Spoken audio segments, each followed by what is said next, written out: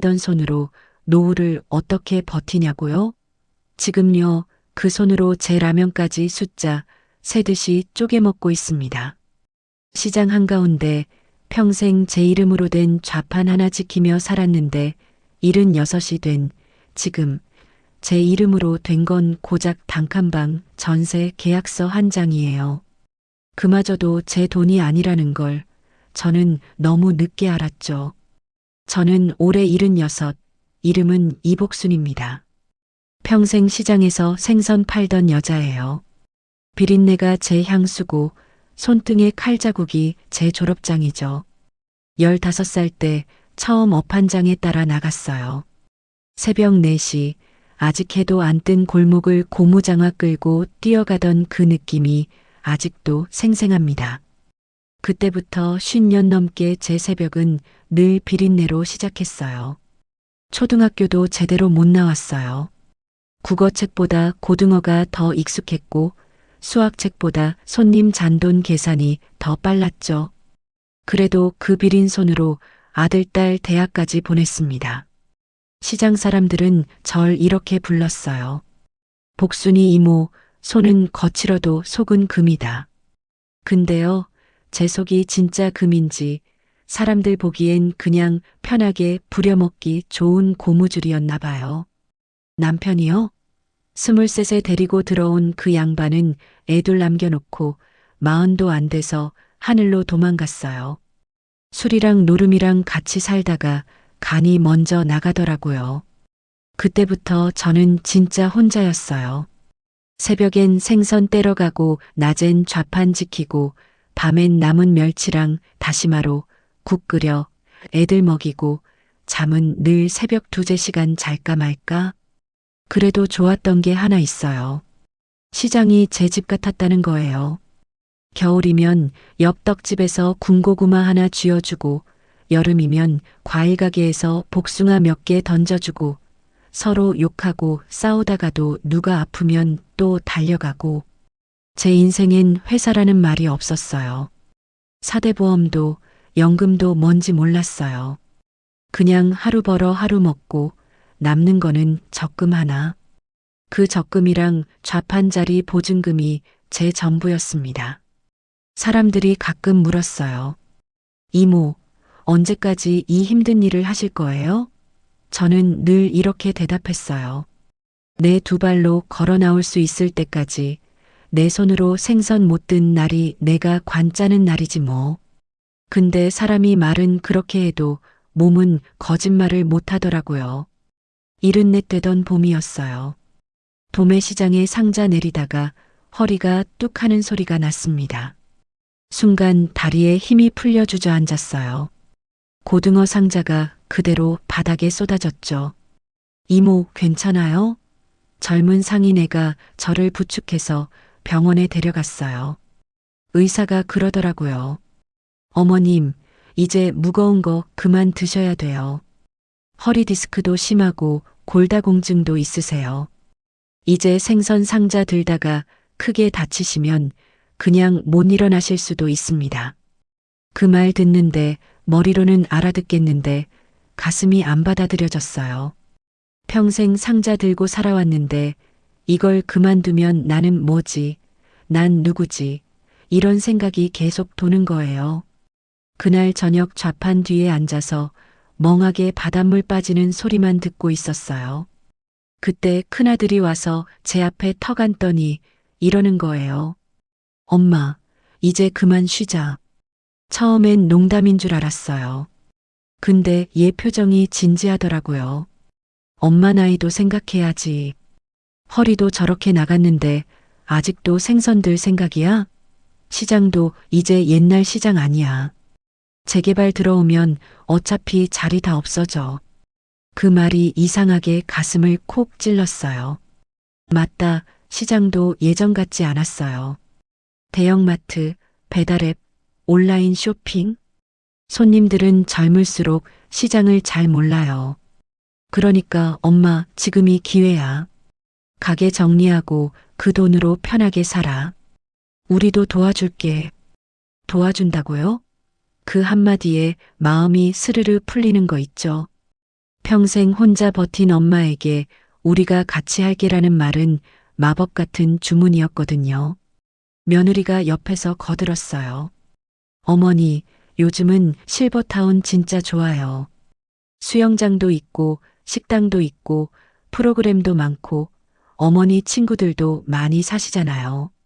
거기 들어가시면 우리도 맘 편하고, 어머니도 맘 편하고, 실버타운.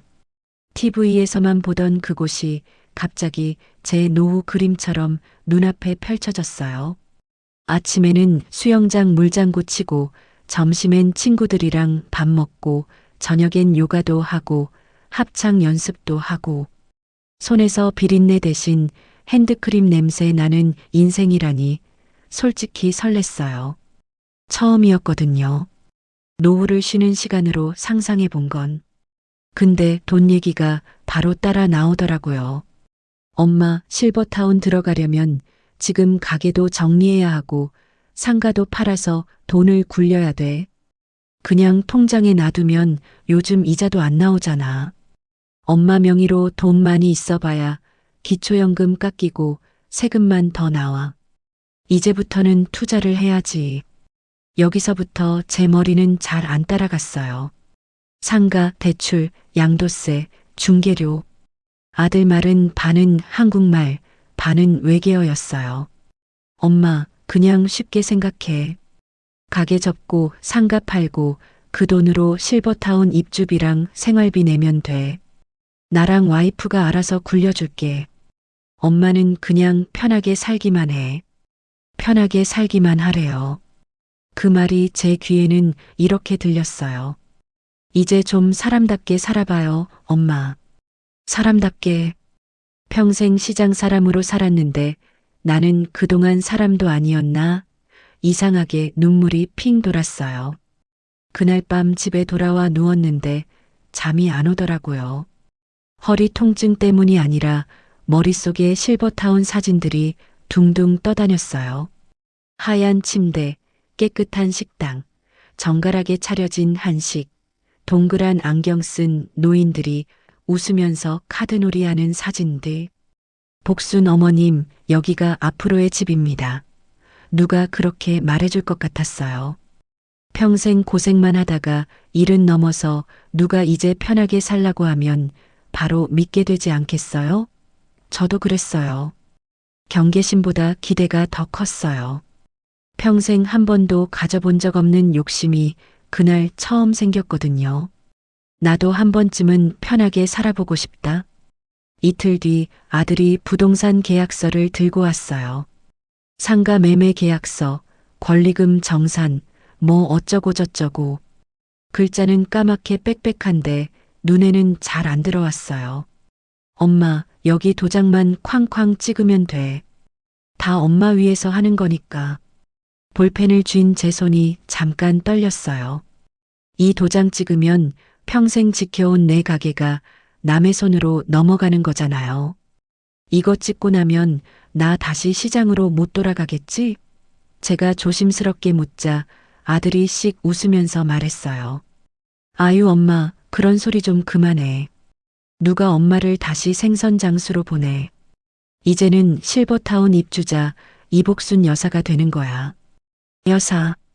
그 말에 또 웃음이 나왔어요. 생선 비늘 떼느라 짓 무른 손으로 내가 여사가 된대요. 그렇게 저는 50몇 년 지켜온 제자리에 마지막으로 물 한 바가지를 뿌리고 도장을 찍었습니다. 쾅! 그 소리가 제 귀에는 꼭 생선 토막 내는 칼소리처럼 들렸어요. 한 마리 통째였던 제 인생이 토막토막 잘려나가는 느낌이었거든요. 며칠 뒤 아들이 통장을 하나 내밀었어요. 엄마, 여기.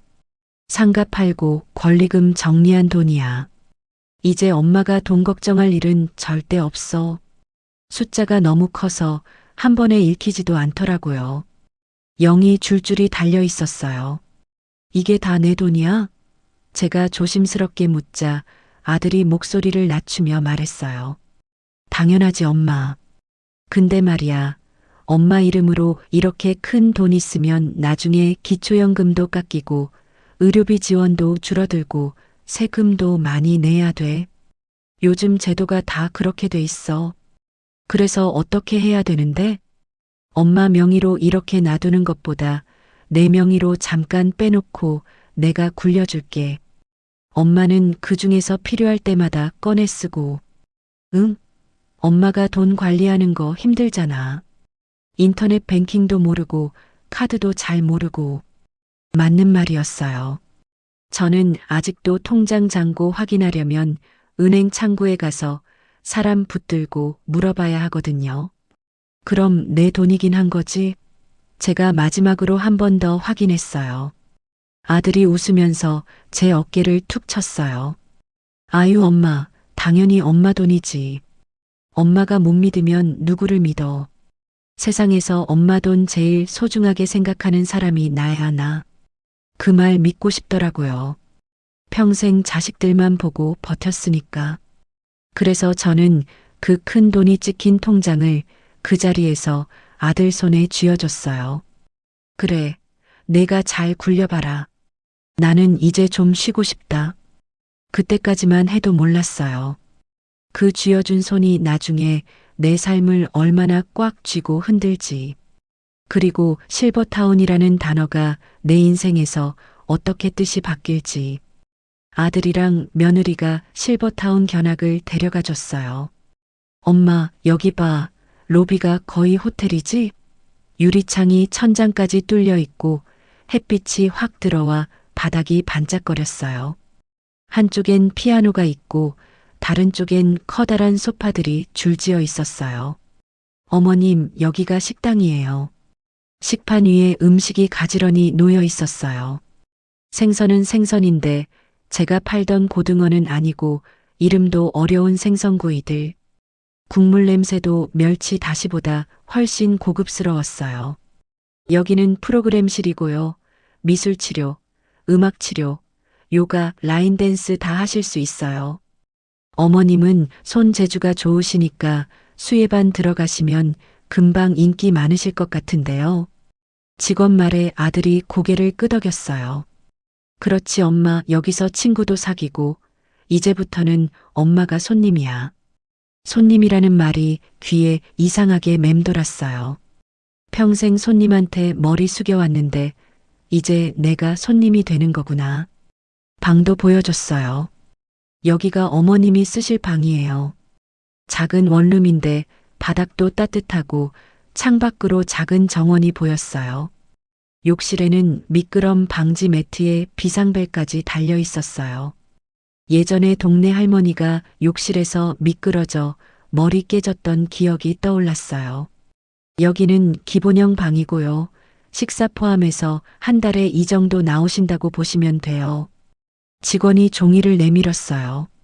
맨 아래 합계 옆에 적힌 숫자만 눈에 들어왔어요. 215만 원. 이게 한 달이라고요?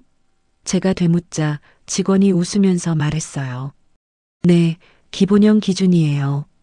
의료비랑 개인 용돈은 별도고요. 200만 원이 넘는 돈이 매달 나간다니 머리가 복잡해졌어요. 남편이 살아있었을 때도 그런 돈 써본 적 없는데 얼굴이 굳었는지 아들이 제 팔을 슬쩍 잡았어요. 엄마, 걱정 마. 그래서 내가 굴리기로 한 거잖아. 엄마가 직접 내는 것도 아니고 그냥 편하게 계시기만 하면 돼. 야, 근데 이 돈이면 너도 힘들지 않니? 제가 조심스럽게 묻자 아들이 조금 목소리를 낮췄어요. 엄마, 그래서 내가 말했잖아. 지금 엄마가 가진 돈을 내가 운영하면서 쓰면 엄마 평생은 충분하다고. 엄마는 그냥 일 그만하고 쉬면 되는 거야. 그날 밤 실버타운 사진들이 눈앞에서 계속 돌았어요. 그냥 꿈 같았어요. 실제로 입주하는 날에는 로비에서 직원들이 인사했어요. 어머님 오시느라 고생 많으셨어요. 앞으로 잘 부탁드립니다. 평생 제가 손님에게 인사해 왔는데 이제 누가 먼저 절 반겨주네요. 방에 들어가 짐을 풀면서 생각했어요. 이게 진짜 내 집인가? 근데 곧 알게 됐어요. 여긴 내 집이 아니고 내가 돈 내고 빌려 사는 곳이라는 걸요. 입주 첫날 저녁 식당에서 연어 스테이크가 나왔어요. 연어요? 평생 생선 팔면서 연어는 구경만 했지 제 입에 들어온 건 처음이었어요. 야, 이복순, 이제 연어도 먹고 산다. 혼자 웃음이 났어요. 옆 테이블 할머니가 말을 걸어왔어요. 새로 오신 분이세요? 네, 오늘 들어왔어요. 이복순이라고 합니다. 나는 최말순이에요. 여기 온 지 1년 됐어요. 모르면 나한테 물어봐요. 어디서 뭐 하다 오셨어요? 시장서 생선 팔았어요. 한평 남짓한 자리였지만 거기가 제 세상이었죠. 제가 웃으면서 말하자 말순 할머니가 손뼉을 쳤어요. 아이구야, 우리 동지네. 나는 반찬 가게 했거든. 우리 손이 그냥 손이 아니야. 고춧가루 퍼올린 손이지. 그렇게 첫날은 좋았어요. 근데 한 달 지나니까 현실이 보이기 시작했어요. 어머님, 잠깐 1층 사무국으로 내려오실 수 있을까요? 관리팀장이 앉아 있었어요. 어머님, 첫 달은 입주비랑 이용료를 한꺼번에 내셔서 처리됐는데요. 앞으로는 매달 말일까지 다음 달 이용료를 미리 납부해 주셔야 합니다. 그래서요? 어머님 명의 계좌에서 자동이체로 처리하려고 했는데 어머님 통장이 비어 있어서요. 순간 귀를 의심했어요. 통장이 비어 있다고요? 네, 입주비랑 첫 달 이용료 나가고 잔액이 0원이더라고요. 그래서 아드님 계좌에서 이체가 들어오기로 돼 있는 줄 알았는데 아직 입금이 안 돼서요. 그날 저녁 아들에게 전화를 걸었어요. 야, 실버타운에서 전화 왔다. 이번 달 이용료가 아직 안 들어왔다는데? 엄마, 나도 지금 그 얘기하려고 했어. 무슨 소리야? 엄마 상가 팔고 남은 돈 있잖아. 그거 내가 말했잖아. 사업 자금이랑 같이 굴린다고. 그래, 그랬지. 근데 왜? 요즘 경기가 너무 안 좋아서 생각보다 수익이 안 났어. 은행 이자도 오르고 대출 갚을 것도 있고. 아들이 말을 흐렸어요. 그래서 지금 돈이 많이 묶여 있어.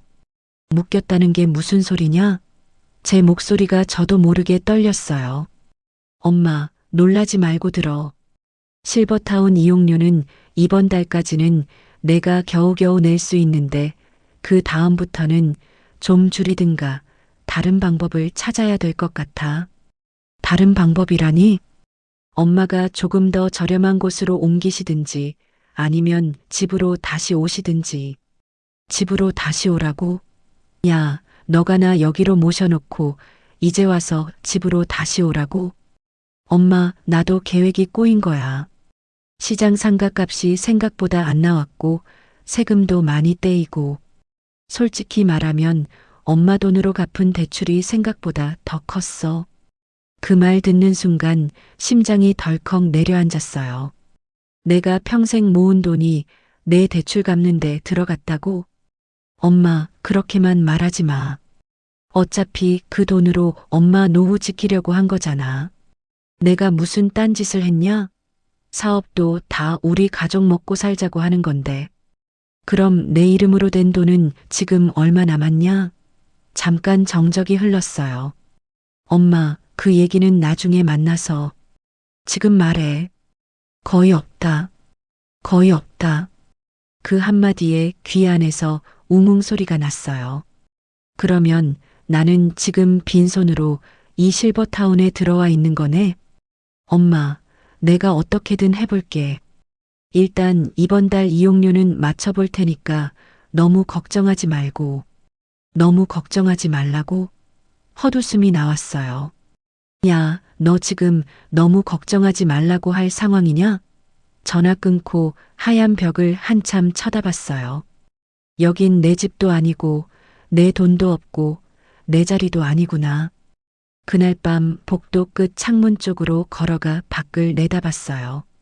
멀리 도시 불빛이 반짝거렸어요.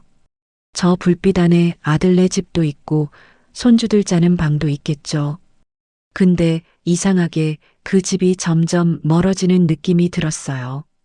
바로 그때 복도 끝 다른 문이 열리며 말순 할머니가 나왔어요.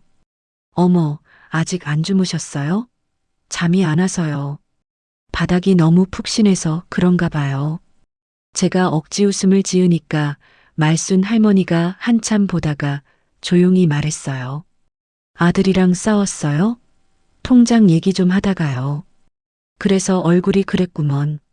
말순 할머니는 방에 들어갔다가 낡은 공책 하나를 들고 나왔어요.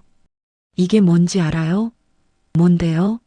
여기 사는 어르신들, 나처럼 시장에서 왔든 회사 다니다 왔든 어디서 왔든 간에 공통으로 하는 실수 모아놓은 공책이에요. 실수요? 자식 믿고 통장 몽땅 넘겨준 거, 집자식 명의로 바꾼 거, 실버타운 들어올 때 계약서 안 읽고 도장 찍은 거. 그리고 제일 큰 실수. 제일 큰 실수요? 노후에 제일 무서운 적이 외로움이라고 착각한 거. 그 말에 숨이 턱 막혔어요. 외로움이 적이 아니면요? 진짜 적은 외로움 때문에 아무한테나 인생을 맡겨버리는 자기 자신이에요. 그 말을 듣는 순간 오래전 기억 하나가 떠올랐어요. 비 오는 날 시장 골목 비닐 천막 밑으로 빗물이 똑똑 떨어지던 그날도 저는 외로웠어요. 근데 그때 외로움이랑 지금 외로움은 달랐어요. 그때는 몸이 고단해서 외로웠고 지금은 마음이 빈 껍데기라서 외로운 거였죠. 말순 씨, 나 내 인생을 너무 쉽게 맡겨버린 것 같아요. 말순 할머니가 천천히 고개를 끄덕였어요. 그래도 아직 늦진 않았어요. 계약서 다시 보고 통장 정리하고 뭐가 내 건지부터 다시 확인하는 것부터 시작해요. 내 건지부터. 그 말을 되뇌이는데 가슴 깊은 데서 뜨거운 게 올라왔어요. 평생 남 입에 들어갈 생선만 챙기고 살다가 정작 내 입에 들어갈 한 점은 제대로 챙겨본 적이 없었구나. 그날 밤 이불을 뒤집어 쓰고 조용히 울었어요. 아들을 욕해서 운 것도 아니고 실버타운을 욕해서 운 것도 아니에요. 그냥 평생 나를 맨 뒤에 밀어두고 살던 버릇이 이 나이까지 따라온 게 서러워서 울었어요. 그리고 처음으로 이런 생각을 했어요. 지금이라도 내 인생 계산서를 처음부터 다시 써봐야겠다. 그 계산서 맨 위에는 아들 이름도 실버타운 이름도 올라가면 안 되겠구나. 제 이름부터 써야겠구나. 다음 날 점심을 먹고 말순 씨를 찾아갔어요. 말순 씨, 나 어디서부터 시작해야 할까요? 뭐요? 내 인생 정리하는 거요. 계약서도 그렇고 통장도 그렇고 뭐부터 봐야 할지 하나도 모르겠어요. 내가 이럴 줄 알고 어제 공책 가져온 거예요. 우리 실버타운 뒤쪽에 시립노인복지관 있는 거 알아요? 그 건물? 그래, 거기 가면 무료 법률 상담해주는 날 있어요. 상담 받으러 같이 갑시다. 법률 상담이요? 복순 씨, 이게 무서워서 그렇지 막상 가보면 별거 아니에요. 아들 욕하러 가는 것도 아니고 내 권리부터 좀 알고 오자는 거죠. 그 말이 참 고마웠어요. 나는 여태까지 누굴 탓할 줄만 알았지 내 권리를 알아보러 어디 찾아간 적은 한 번도 없었거든요. 복지관 법률 상담실에서 변호사를 만났어요.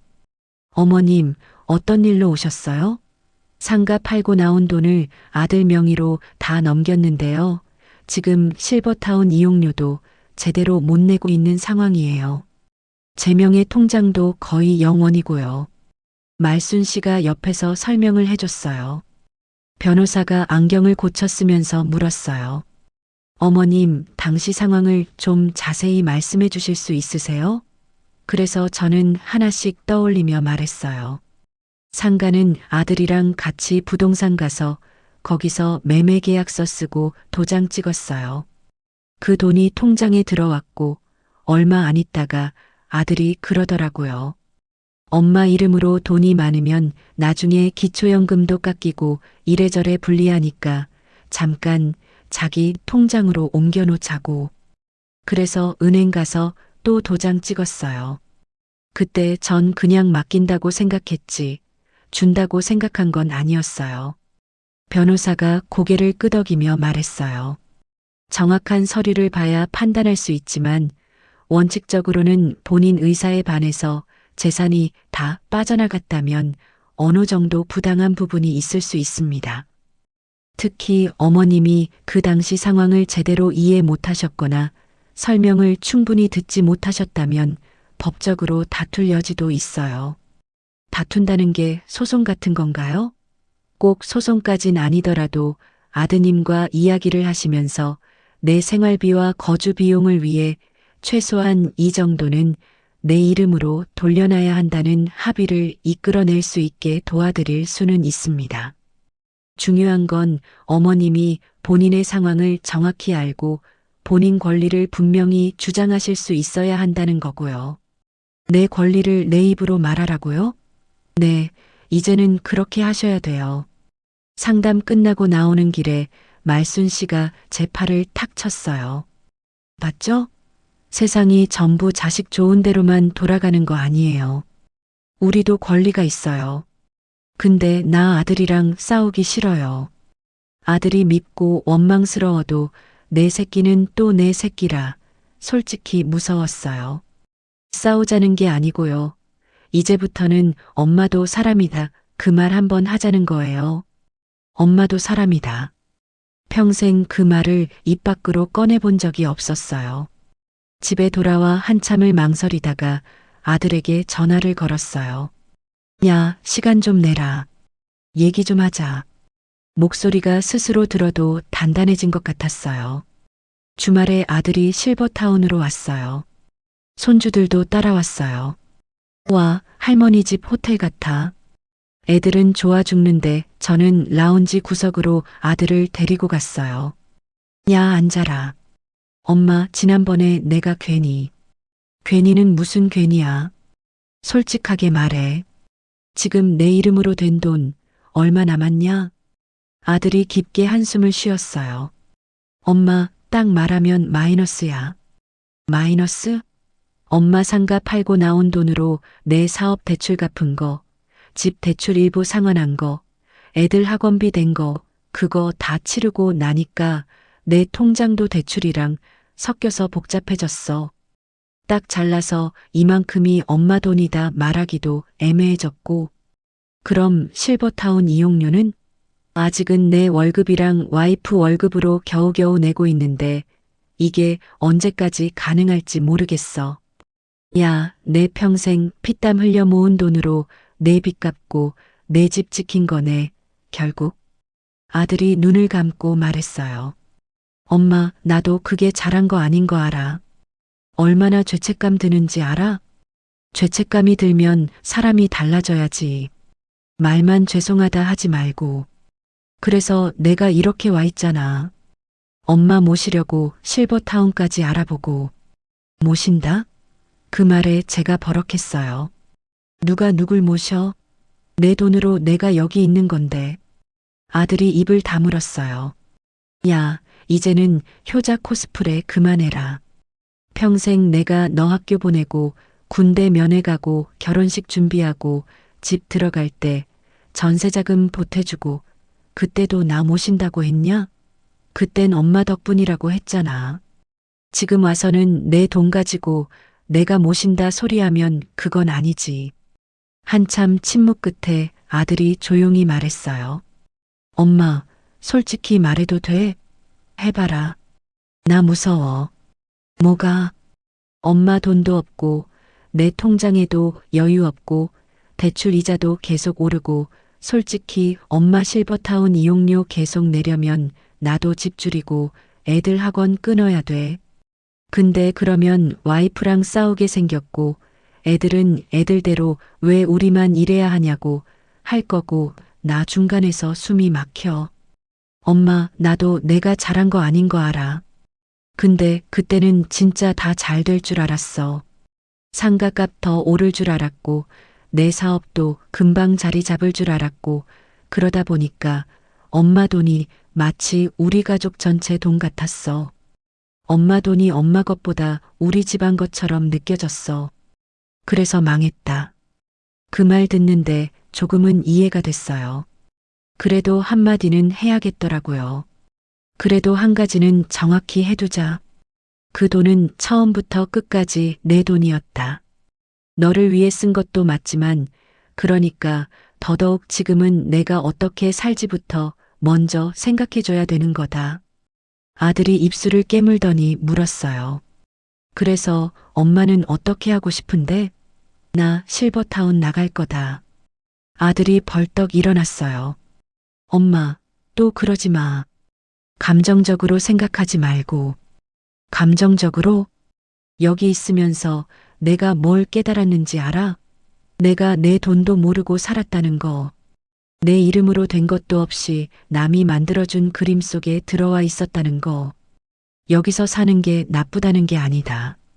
근데 나처럼 아무것도 모르는 사람이 통장도 도장도 다 남 손에 맡기고 들어오는 건 아니다. 그럼 어디 가서 살려고? 시에서 하는 공공임대 같은 거 알아보려고 한다. 실버타운 이용료 한 달 치면 거기 월세 몇 달은 낸다더라. 복지관 사회복지사 언니가 그러더라. 엄마, 그게 다 좋은 줄 아냐? 환경도 안 좋고 시설도 낡았고. 야, 나는 곰팡이 핀 방에서도 살던 년이다. 나한텐 벽이 깨끗한 것보다 명의가 내 이름인 게 더 중요하다. 여기 하얀 벽도 좋다. 좋은데 이 벽은 내 거 아니다.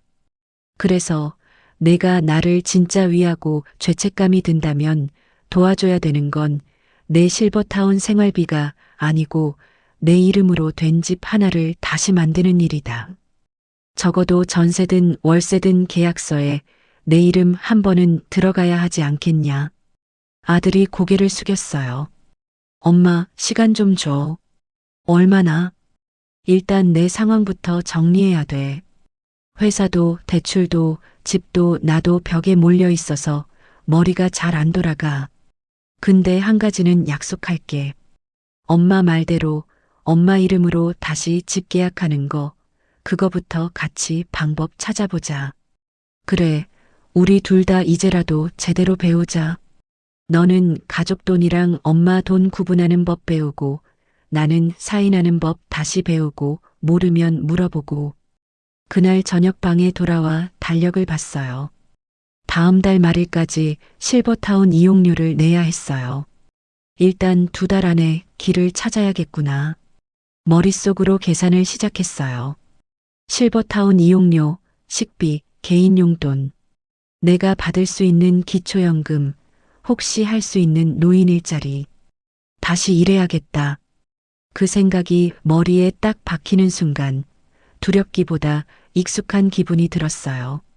난 일하면서 사는 사람이었지, 놀면서 사는 사람 아니었잖아. 다만 예전처럼 몸을 박살내면서 일할 수는 없으니까 이번에는 몸 말고 머리랑 입을 써야 했어요. 문득 시장이 떠올랐어요. 시장에 다시 나가볼까? 생선 상자를 내가 직접 들 수는 없어도 손질은 할 수 있잖아요. 비늘 치고 손질하고 손님에게 어떤 생선이 좋은지 말해주는 일, 그건 아직 자신 있었어요. 다음 날 버스를 타고 오래 살던 그 시장으로 갔어요. 시장 입구에 내리자 비린내가 코를 확 쳤어요. 어쩐지 집에 돌아온 느낌이었어요. 저기 누가 오네. 복순 이모 아니야? 정육점, 떡집, 야채가게 총각까지 다들 저를 보고 눈이 동그래졌어요. 이모, 실버타운 들어갔다면서요? 어쩐 일이에요? 그냥 공기 좀 바꾸러 왔지. 한 바퀴 둘러보니 제가 쓰던 자리는 이미 다른 사람이 쓰고 있었어요. 가슴이 시렸어요. 그래, 내 자리는 이젠 내 거 아니다. 근데 또 다른 생각이 들었어요. 자리야 뺏겼어도 내 손재주까지 뺏긴 건 아니잖아. 생선가게 사장 영철이가 저를 불렀어요. 이모, 진짜 반갑네. 여기 앉아서 쉬어요. 그래, 너는 아직도 고등어를 너무 많이 주문하지? 제가 웃으며 말하자 걔도 웃었어요. 이모가 없으니까 싱크가 안 맞더라니까. 근데 이모, 진짜 무릎 괜찮아요? 지난번에 허리 안 좋다고 들었는데. 무거운 건 못 들지. 근데 손질은 아직도 누구보다 빠르다. 내가 일부러 손목을 한번 돌려보였어요. 영철이가 잠깐 생각하더니 말했어요. 이모, 그럼 우리 가게에서 손질만 도와줄래요? 도매에서 생선 들어오면 손질해 놓는 사람이 항상 모자라요. 무거운 상자 나르는 건 우리 젊은 것들이 할 테니까 이모는 그냥 칼질만 해요. 돈은? 우리도 많이는 못 줘요. 근데 공공근로보다야 낫겠지. 주 3일 하루 4시간만 나와요. 그래도 한 달에 한 50, 60은 드릴게요. 이모가 해주면 우리도 든든하지. 큰 돈은 아니지만 내 힘으로 버는 돈이라는 생각을 하니까 가슴이 뜨거워졌어요. 내일 당장 나오랴? 제가 묻자 영철이가 웃었어요. 이모는 진짜 말만 하면 바로야. 다음 날 새벽 다시 시장에 서서 칼을 잡았어요. 손이 먼저 기억하더라고요. 비늘 치고 배 갈라 내장 빼고 뼈 따라 칼집 넣으니 허리는 쑤셔도 손끝은 살아있었어요. 4시간 일하고 돌아와 통장을 봤어요. 입금 12만 원. 숫자 보는데 눈물이 핑 돌았어요. 아직도 내가 벌 수 있구나. 완전히 버린 몸은 아니구나. 그날 저녁 복지관 사회복지사한테 전화를 했어요. 저 이복순인데요. 지난번에 말씀하신 공공임대 그거 신청하려면 어떻게 해야 돼요? 복지사가 반가워했어요.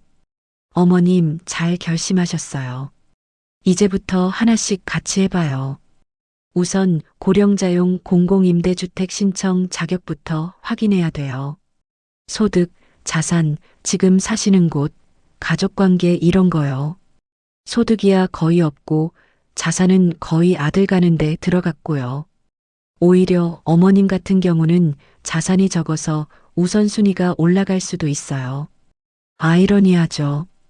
평생 모은 돈이 다 빠져나간 게 여기 와서는 또 자격 조건이 된다니.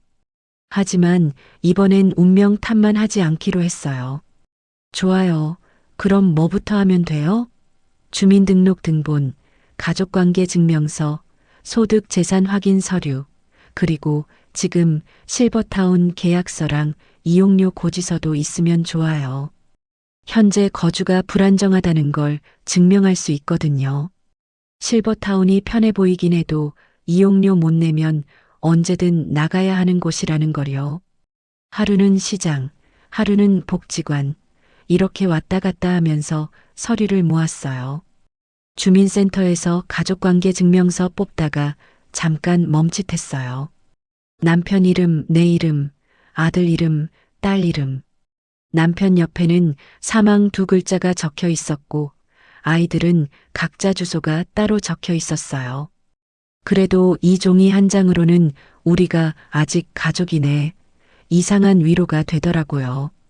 시장 일을 하면서 조금씩 돈이 모였어요. 첫 주 12만 원, 둘째 주 12만 원. 4번 일하면 50만 원 가까이 됐어요. 기초연금까지 합치면 한 달에 70만 원 정도는 제 손에 쥐는 돈이었어요. 공공임대주택 월세가 대략 40만 원에서 50만 원 사이라고 하니까 빠듯하지만 살 수는 있겠다는 계산이 섰어요. 말순 할머니가 물었어요. 복순 씨, 힘들지 않아요? 새벽에 시장 갔다 오고 서류 떼러 다니고. 힘들죠. 근데 이상하게 마음은 편해요. 내가 뭘 하고 있는지 알잖아요. 누가 대신 해주는 것도 아니고 내 발로 걷고 있으니까. 말순 할머니가 제 손을 꼭 잡았어요. 복순 씨, 나도 응원할게요. 우리 같이 나이 들어도 당당하게 살아요. 그 말이 참 힘이 됐어요. 시장에서 일하다 보니 옛날 친구들도 다시 만나게 됐어요. 복순이, 내가 진짜 여기 다시 오다니. 나 은퇴했다가 복직한 거지 뭐. 사람들이 깔깔 웃었어요. 근데 웃다가도 진지하게 물어봤어요. 근데 진짜 괜찮아? 실버타운 나온다며? 괜찮아. 이번엔 내 이름으로 사는 거니까. 그 말을 할 때마다 제 목소리가 점점 단단해지는 걸 느꼈어요. 처음엔 떨리던 목소리가 이젠 확신에 차 있었어요. 내 이름으로 산다. 그게 얼마나 큰 의미인지 이제야 알았거든요. 공공임대 신청서 쓰는 날 아들도 같이 왔어요. 내가 같이 와라. 이제 이런 종이들 나 혼자 못 믿겠다. 이번엔 엄마 말대로 한 줄 한 줄 읽어보고 도장 찍자. 복지관 상담실 책상 위에 신청서가 펼쳐졌어요. 여기 보시면요. 임대기간, 월 임대료, 보증금, 반환 조건이 나와 있어요. 예전 같았으면 믿고 찍으세요 했겠죠. 근데 이번에는 진짜로 한 줄 한 줄 읽었어요. 임대기간 20년 계약자 사망 시 보증금 일부 반환, 월 임대료 얼마, 보증금 얼마. 보증금이 생각보다 크네. 보증금이 있으면 월세가 좀 내려가고 보증금을 줄이면 월세가 좀 올라가요. 아드님 상황이랑 어머님 소득을 봐서 가장 맞는 구성을 찾으면 돼요. 아들이 조용히 말했어요. 엄마, 보증금은 내가 어떻게든 마련해 볼게. 대신 월세는 엄마가 스스로 낼 수 있게 맞춰보자. 엄마 시장 일하는 거에 기초연금까지 합치면 이 정도는 내 힘으로 내고 싶다면서. 그 말에 고개가 끄덕여졌어요. 이제는 내가 다 해라가 아니라 이건 내가 할게. 그건 내가 해라라고 나눌 줄 알아야겠다는 생각이 들었어요. 계약자 서명 칸이 나왔어요. 볼펜을 쥐고 제 이름을 썼어요. 이복순. 글씨가 예전보다 훨씬 느려졌지만 한 획 한 획 꾹꾹 눌러 썼어요. 도장을 찍는 순간 가슴이 꽉 차오르더라고요. 아, 이게 진짜 내 집이구나. 여기 적힌 이름이 아들 것도 아니고 남편 것도 아니고 내 이름이라서. 복지사가 말했어요. 어머님, 신청은 완료됐고요. 이제 심사 들어가는데 한 달 정도 걸릴 거예요. 고령자 우선순위로 신청하셨으니까 가능성은 높아요. 결과 나오면 바로 연락드릴게요. 고맙습니다. 정말 고맙습니다. 제가 여러 번 인사를 했어요. 상담실을 나오는데 아들이 제 옆에서 걸으며 말했어요. 엄마, 나 오늘 처음 알았어. 뭘? 엄마가 이렇게 강한 사람인 줄. 나 강한 거 아니다. 그냥 살려고 발버둥 치는 거지. 아들이 고개를 저었어요. 아니야. 엄마 나이에 다시 시장 나가고 서류 떼러 다니고 이렇게 새로 시작하는 거 쉬운 일 아니야. 나 같으면 못했을 거야. 너도 할 수 있어. 등 떠밀리면 사람은 다 한다. 근데 한 가지, 엄마가 너한테 바라는 게 있다. 뭔데? 앞으로 우리 집안일 결정할 때 엄마 돈 먼저 생각하지 마라. 내 가족 먹고 사는 거 내가 알아서 해. 엄마는 이제 엄마 인생만 챙길 거다. 아들이 잠시 말을 멈췄다가 대답했어요. 알았어, 엄마. 그렇게 할게. 그리고 엄마 정말 미안해. 진심으로. 미안하다는 말 이제 그만하고 앞으로 잘하면 돼. 과거는 과거고 우리 이제부터 제대로 하자. 그날 밤 실버타운 방으로 돌아왔어요. 창밖을 내다보니 저 멀리 도시 불빛이 반짝이고 있었어요. 며칠 전만 해도 저 불빛이 나를 외면하는 것 같았는데 오늘은 달랐어요. 저기 어딘가에 내 이름으로 된 집이 생길 거라는 생각을 하니 불빛 하나하나가 따뜻해 보였어요. 며칠 뒤 딸에게서 전화가 왔어요. 엄마, 실버타운에서 나온다고? 왜요? 거기 좋다며. 우리 애들도 할머니 호텔 간다고 좋아했는데. 야, 호텔 좋아하는 건 너희들이지 내가 아니다. 그래도 친구들도 있고 프로그램도 있고 편하잖아요. 편한 건 맞지. 근데 편한 거랑 내 삶의 주인 되는 건 다른 문제다. 나는 이제부터 누가 차려주는 밥 말고 내가 결정하는 지붕 아래서 살고 싶다. 딸이 한참 조용하다가 말했어요. 엄마, 내가 엄마 겁준 거 많지? 왜 갑자기 그 얘기야? 예전에 엄마 시장 관두고 이런 데 들어가라고 했을 때 있잖아. 나도 사실 엄마 걱정 반, 내 체면 반이었거든. 친구들이 너희 엄마 아직도 시장 서? 이렇게 물으면 괜히 부끄러워지고 그랬어. 근데 이제 생각해보니까 그때 엄마가 더 멋있었더라. 내 체면 때문에 엄마 삶을 내 마음대로 바꾸려고 했던 것 같아서 미안해. 지금이라도 그런 말 해줘서 고맙다. 나 이제 너희 체면보다 내 몸, 내 마음부터 챙길 거다. 전화를 끊고 나니 가슴이 뭉클했어요. 애들도 나름대로 생각을 하고 있었구나. 일주일 뒤 시장에서 일을 하는데 영철이가 달려왔어요. 이모, 큰일 났어요. 뭔데 그래? 아까 실버타운에서 전화 왔는데 이모 찾는다고 급하대요. 심장이 덜컥 내려앉았어요. 혹시 이용료 문제인가? 아들이 또 못 냈나? 복지관으로 전화를 걸었어요. 여보세요, 이복순인데요.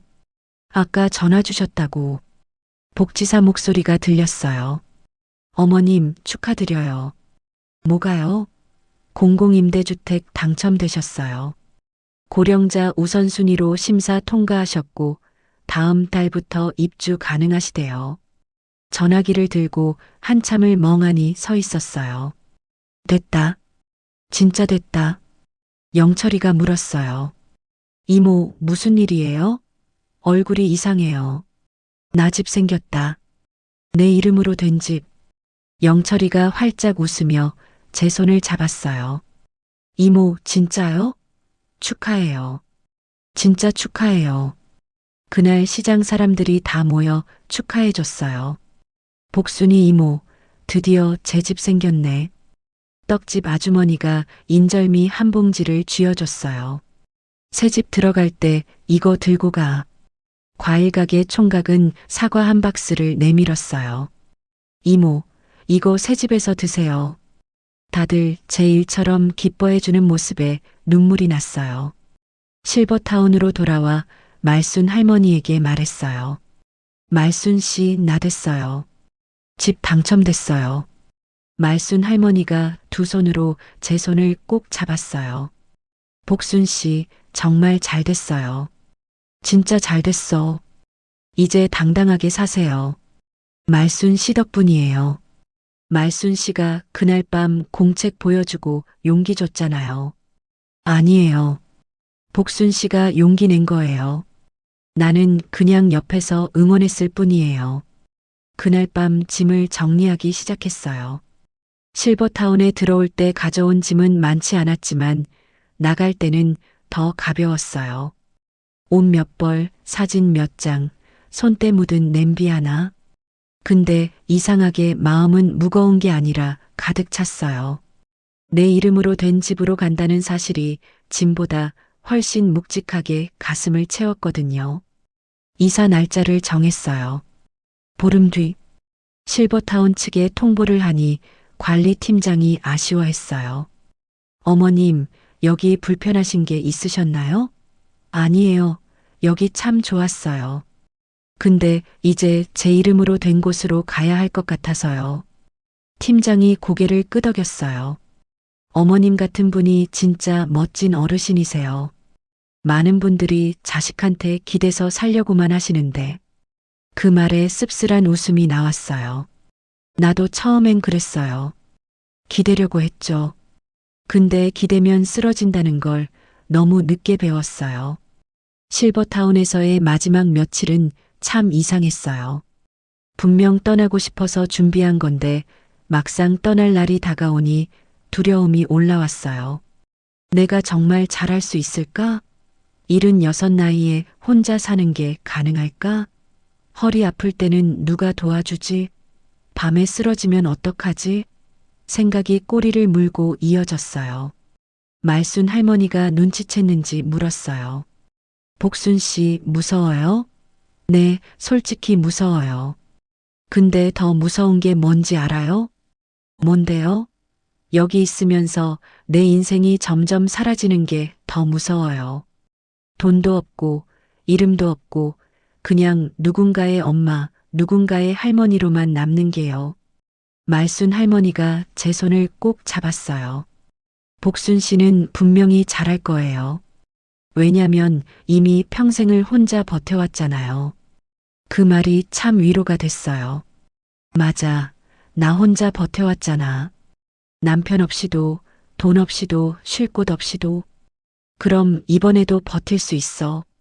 이사 전날 밤 아들이 전화를 했어요. 엄마, 내일 우리가 차 가지고 갈게. 짐 옮기는 거 도와줄게. 그래, 고맙다. 근데 한 가지만 약속해라. 뭔데? 내일 이사 가서도 엄마 괜찮겠냐? 이런 소리 하지 마라.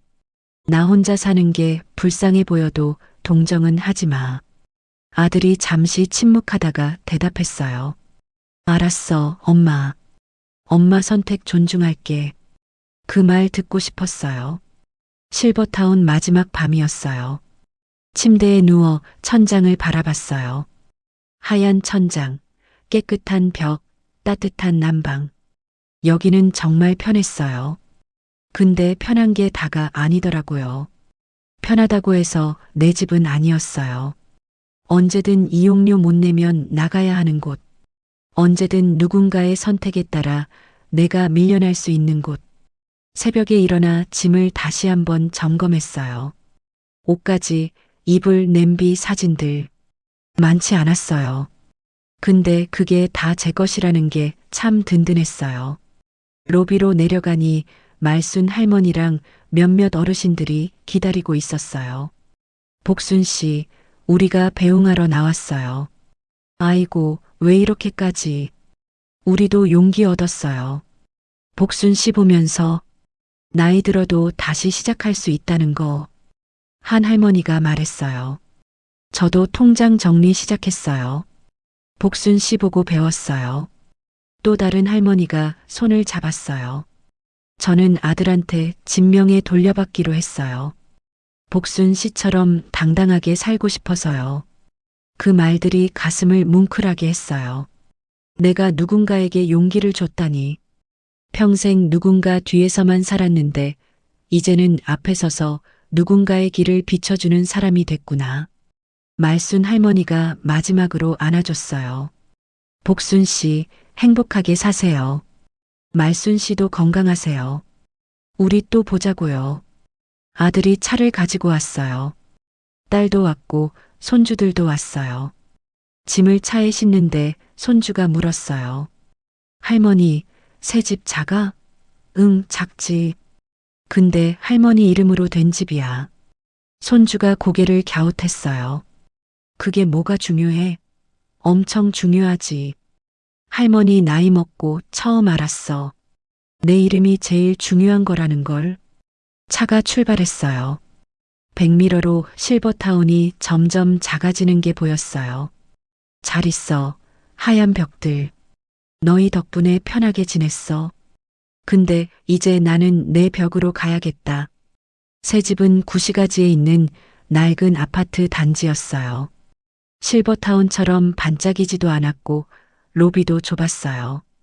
엘리베이터 문이 삐걱거리며 열렸어요. 엄마, 여기 진짜 괜찮겠어? 딸이 걱정스럽게 물었어요. 괜찮다. 내가 고른 집이니까. 3층 1호. 문 앞에 작은 흰색 표지판이 붙어 있었어요. 301호 이복순. 그 글씨 보는 순간 숨이 턱 막혔어요. 야, 내 이름이다. 손주가 옆에서 소리쳤어요. 와, 할머니 이름이다. 할머니 집이다. 문을 열고 들어가니 작은 방 하나에 부엌이 붙어 있는 구조였어요. 실버타운 방보다 훨씬 작았어요. 근데 이상하게 넓어 보였어요. 여기는 다 내 거니까. 창문을 열어보니 바로 앞에 다른 아파트들이 보였어요. 실버타운처럼 정원도 없고 고급스럽지도 않았어요. 근데 이 창문은 내가 열고 닫는 거예요.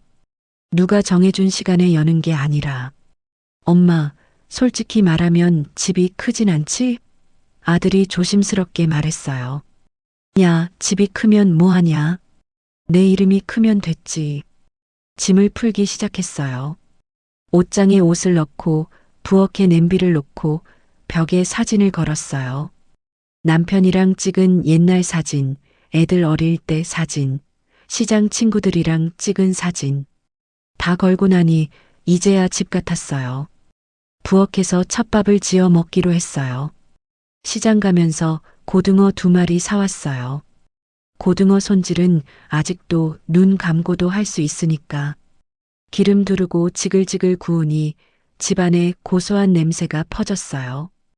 야, 이 냄새가 내 인생 냄새다.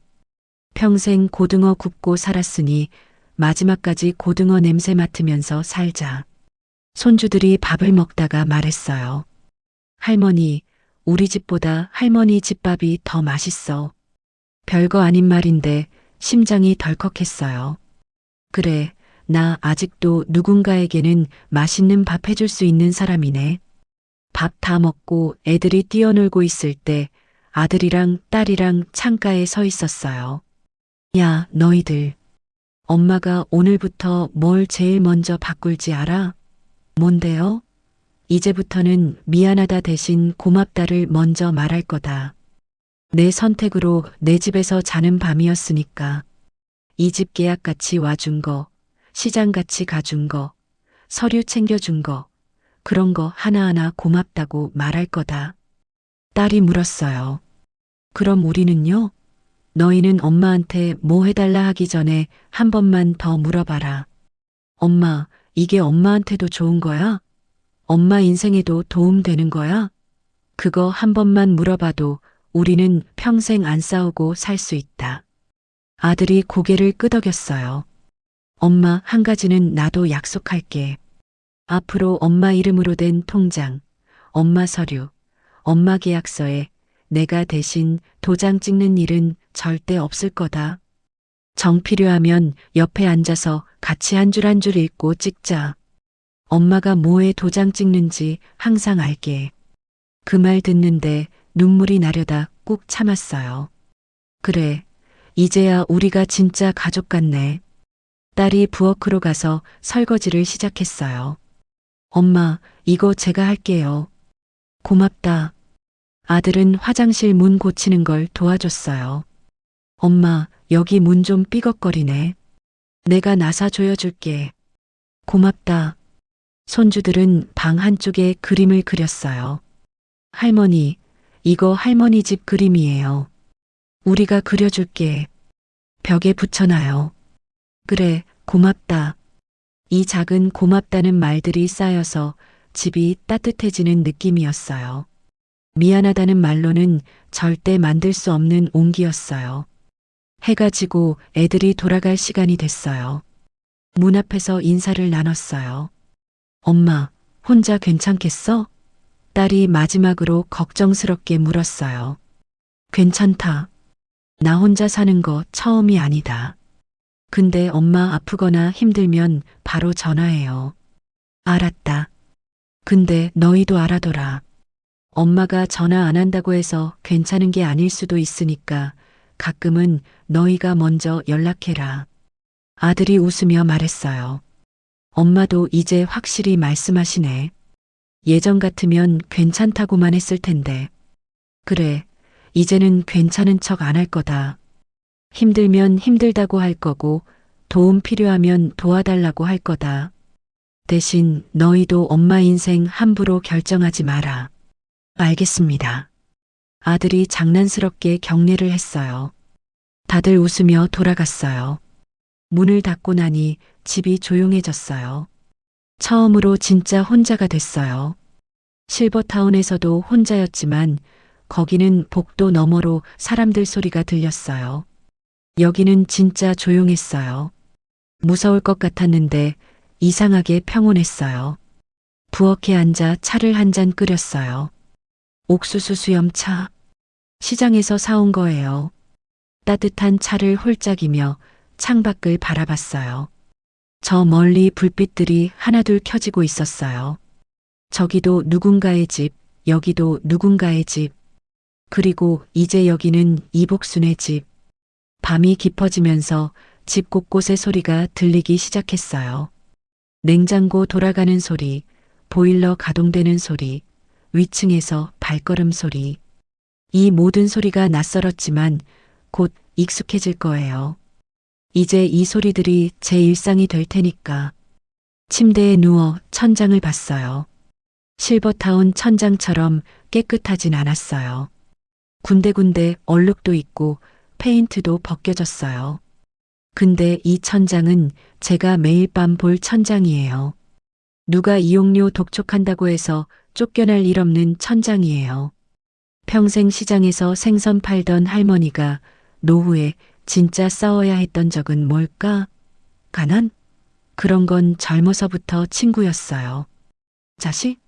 서운하고 원망스럽지만 그래도 내 새끼들이에요. 진짜 적은 그게 아니었어요. 외로우니까 아무한테나 인생을 맡기는 마음. 무서우니까 물어보지도 않고 도장 찍는 버릇. 그게 내 진짜 적이었구나. 시장 골목처럼 시끄럽게 살았던 세월이 주마등처럼 지나갔어요. 남편 생선, 장바구니 든 손님들, 어린 아들, 딸, 이제는 훌쩍 큰 손주들. 그 모든 장면 끝에 마지막으로 서 있는 사람은 결국 나더라고요. 그래, 나이 들어도 인생의 엔딩 장면에 서 있는 사람은 나 자신이다. 조연이 아니고 남의 엄마, 남의 아내, 남의 가게 이모가 아니라 이복순이라는 이름이 마지막까지 화면 가운데 서 있어야지. 새벽에 눈을 떴어요. 시계를 보니 4시였어요. 평생 새벽 4시에 일어나던 버릇이 아직 남아 있었어요. 일어나서 창문을 열었어요. 찬바람이 얼굴을 스쳤어요. 저 멀리 시장 쪽에서 불빛이 보였어요. 벌써 장사 준비하는 사람들이 있겠죠. 나도 내일부터 다시 저기 가야지. 부엌으로 가서 물을 한 잔 마셨어요. 냉장고 문을 열어보니 어제 남은 고등어 한 토막이 있었어요. 이따 아침에 데워 먹어야겠다. 혼자 먹는 밥이지만 이제는 외롭지 않았어요. 내가 선택해서 여기 있으니까. 창가에 앉아 해가 뜨는 걸 기다렸어요. 하늘이 점점 밝아지고 도시가 깨어나기 시작했어요. 새들이 지저귀고 차들이 움직이고 사람들이 하나둘 거리로 나왔어요. 세상은 오늘도 돌아가고 있었어요. 그리고 나도 그 세상 속에서 여전히 살아 있었어요. 이복순이라는 이름으로. 해가 완전히 떠올랐을 때 다짐했어요. 오늘부터 나는 진짜 내 인생을 산다. 누가 정해준 그림 속이 아니라 내가 그리는 그림 속에서 실수해도 좋고 넘어져도 좋다. 그게 다 내 선택이니까. 더 이상 누구 탓하지 않을 거다. 내가 선택한 삶이니까. 전화기를 들어 말순 할머니에게 문자를 보냈어요. 말순 씨, 나 잘 지내고 있어요. 첫날 밤 잘 보냈어요. 고마워요. 곧 답장이 왔어요. 복순 씨, 정말 다행이에요. 우리 힘내요. 나이 들어도 당당하게 살아요. 그래요, 당당하게 살아요. 시장에 나갈 시간이 됐어요. 옷을 갈아입고 가방을 챙겼어요. 문을 나서기 전에 한 번 더 집을 둘러봤어요. 작은 방, 작은 부엌, 낡은 벽. 근데 이 모든 게 제 거예요. 문패를 한번 쓰다듬었어요. 301호 이복순. 그래, 다녀올게. 잘 있어, 내 집. 시장으로 가는 버스 안에서 창밖을 봤어요. 낯익은 풍경들이 지나갔어요. 저 모퉁이 빵집, 저 골목 세탁소, 저 건물 약국. 다 아는 곳들이에요. 근데 오늘은 달라 보였어요. 예전에는 그냥 지나가던 풍경이었는데 오늘은 내가 선택해서 보는 풍경이었어요. 누가 데려다 준 게 아니라 내가 직접 버스를 타고 가는 길이었어요. 시장에 도착하니 영철이가 벌써 와 있었어요. 이모 오셨어요? 어제 이사 잘했어요? 그래, 잘했다. 내 집이라고 하니까 기분이 묘하더라. 영철이가 웃으며 앞치마를 건넸어요. 이모, 오늘은 광어 손질 좀 부탁드려요. 주문이 많이 들어왔거든요. 알았다. 내가 제일 잘하는 거 아니냐? 칼을 잡으니 손에 딱 맞았어요. 이 칼의 무게, 칼날의 각도, 손잡이의 감촉. 다 익숙했어요. 광어를 도마 위에 올리고 배를 갈랐어요. 내장을 빼내고 뼈를 따라 칼집을 넣었어요. 살이 하얗게 발라졌어요. 여전히 잘하시네요, 이모. 옆에서 젊은 직원이 감탄했어요. 이게 50년 넘게 한 일이야. 손이 기억하지. 일을 하면서 생각했어요. 이 손으로 평생 생선을 만졌어요. 비늘 치고, 배 가르고, 뼈 발라내고. 어떤 사람들은 이 손을 더럽다고 했어요. 비린내 난다고 했어요. 근데 이 손으로 자식들 키웠고, 이 손으로 밥 지었고, 이 손으로 지금도 돈을 벌고 있어요. 이 손이 내 자랑이에요. 점심시간에 시장 골목에 앉아 김밥을 먹었어요. 옆에는 떡집 아주머니랑 야채가게 총각이 같이 앉았어요. 복순이 이모, 새 집은 어때요? 좋아. 작지만 내 거라서 좋아. 떡집 아주머니가 고개를 끄덕였어요. 그게 제일 중요하지. 크고 좋아도 남의 집이면 소용없지. 야채가게 총각이 물었어요. 이모, 근데 진짜 혼자 괜찮으세요? 무섭지 않으세요? 무섭지. 근데 더 무서운 게 뭔지 아냐? 내 인생을 남한테 맡기고 사는 게 더 무서워. 그 말에 다들 조용해졌어요. 한참 뒤에 떡집 아주머니가 말했어요. 이모 말이 맞아. 우리도 나이 들수록 그걸 잊고 살았어. 오후에 일을 마치고 집으로 돌아왔어요. 현관문을 여는데 가슴이 두근거렸어요. 아직도 신기했어요. 이 문이 내 집 문이라는 게. 안으로 들어가니 아침에 나갈 때 그대로였어요. 정리된 부엌, 개진 이불, 벽에 걸린 사진들. 아무도 건드리지 않았어요. 여기는 내 공간이니까. 저녁을 준비했어요. 냉장고에서 시장에서 사온 두부랑 김치를 꺼냈어요. 된장찌개를 끓였어요. 보글보글 끓는 소리가 집안을 채웠어요. 이 소리가 참 좋았어요. 혼자 먹는 밥이지만 정성껏 차렸어요. 밥 한 공기, 찌개 한 그릇, 김치 몇 점. 상을 차리고 앉았어요. 잘 먹겠습니다. 혼잣말로 인사를 했어요. 그리고 한 숟가락 떴어요. 따뜻했어요. 맛있었어요. 실버타운 식당 음식처럼 고급스럽진 않았지만 이게 제 밥이었어요. 내가 끓이고 내가 먹는 밥. 그게 제일 맛있었어요. 밥을 다 먹고 설거지를 했어요. 그릇을 씻으면서 창밖을 봤어요. 해가 지고 있었어요. 주황빛 하늘이 참 예뻤어요. 실버타운에서도 이런 하늘을 봤어요. 근데 오늘 하늘은 더 예뻐 보였어요. 내 창문으로 보는 하늘이라서. 저녁에 딸에게서 전화가 왔어요. 엄마, 저녁 드셨어요? 응, 방금 먹었다. 된장찌개 끓여 먹었어. 혼자 드시기 외롭지 않으세요? 외롭긴 한데 괜찮다. 이게 내가 선택한 삶이니까. 엄마, 주말에 우리가 갈게요. 애들도 데리고. 그래, 와라. 엄마가 고등어 구워줄게. 전화를 끊고 소파에 앉았어요. TV를 켰어요. 뉴스가 나왔어요. 세상 돌아가는 이야기들.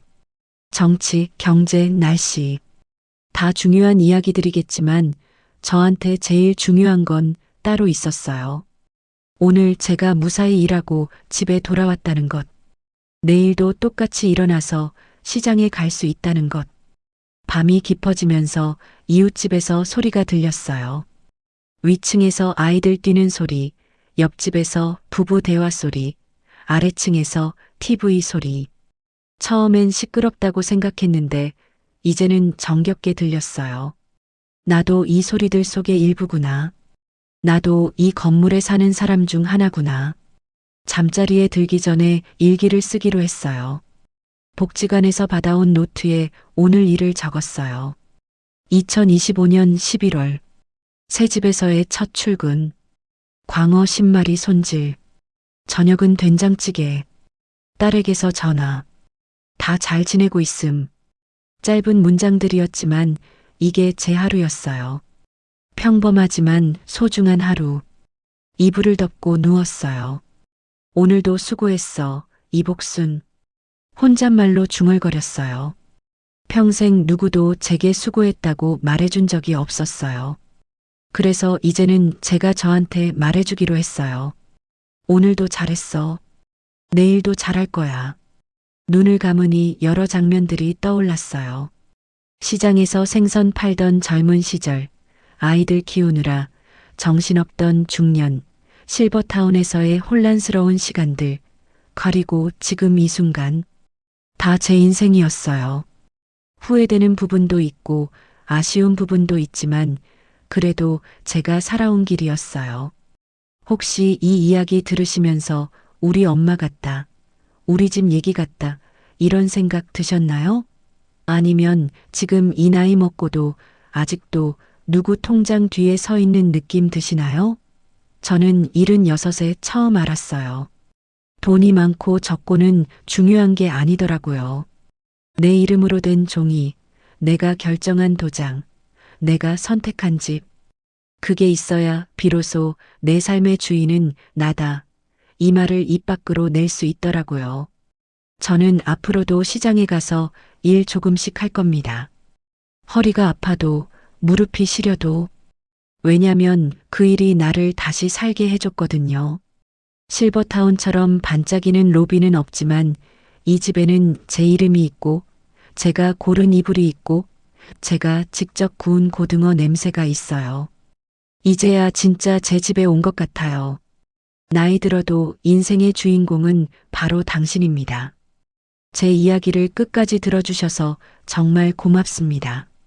내일도 새벽에 시장을 생각하며 이 76살 할머니는 손등에 핸드크림을 한 번 더 바르고 불을 끕니다. 내일도 내 인생은 내가 씁니다. 창밖으로 달빛이 들어왔어요. 고요한 밤이었어요. 멀리서 개 짖는 소리가 들렸어요. 누군가는 밤샘 일을 할 거고, 누군가는 아픈 가족을 간호하고 있을 거고, 누군가는 내일을 걱정하며 잠 못 이루고 있겠죠. 다들 각자의 삶을 살고 있어요. 저도 제 삶을 살고 있고요. 이복순이라는 이름으로 76해를 살았어요. 앞으로 얼마나 더 살지 모르겠지만 남은 시간은 진짜 제 이름으로 살 거예요. 누구 엄마로, 누구 아내로, 누구 이모로가 아니라 이복순으로. 그게 제가 이 나이에 깨달은 가장 큰 진실이에요. 잘 자요, 내 집. 잘 자요, 301호. 잘 자요, 이복순. 내일 아침에 또 만나요. 그렇게 눈을 감았어요. 평온했어요. 처음으로 진짜 평온했어요. 내 선택으로 내 집에서 자는 밤이었으니까.